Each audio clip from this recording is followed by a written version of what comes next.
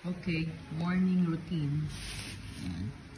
I was diagnosed with diabetes and hindi ko alam kung hereditary kasi may diabetes yung tatay ko and lolo ko sa father side.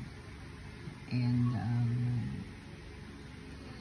total na actually ko nararamdaman yung mga symptoms pero ang tigas ng ulo ko kasi and hanggang eventually I really need to see a doctor to help me manage my condition. And so yan na nga.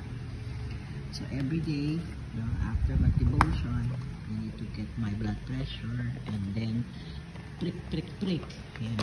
As you can see, ito yung aking ginagamit para ma-check yung sugar ko every morning. This is One Touch Select. So sa Lancet. Tapos ito, binibili ko to kasi ano lang siya 25 strips lang. And of course, ito yung Lancet.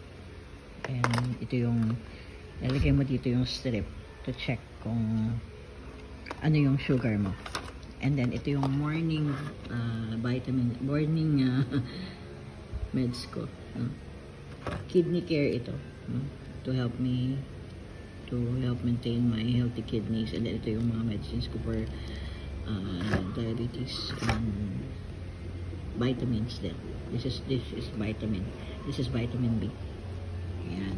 And ang isa pang nakatulong talaga sa akin to maintain yung condition ko is this supplement from Essenza, yung Sugarotec. Natutulungan ako ma-manage talaga yung condition ko sa yung diabetes ko, and this one also, and which I take every morning before meals. Yan. Mahirap tong sakit na to, kasi talagang you really need to have a discipline and then change ng lifestyle, at control sa mga kinakain, disiplina. And with the help of God, who is the great physician, and with this medicine and will to take care of yourself, I'm sure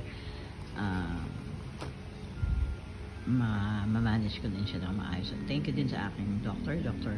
Ron, for always scolding me never helping me manage my condition. Yan. So patuloy niyo po kayo sama sa prayers niyo sa kayo mga diabetes, join forces po tayo and let's help each other para sabay-sabay po tayong gumaling or sabay-sabay na nating manage ng maayos ang ating condition. God bless all.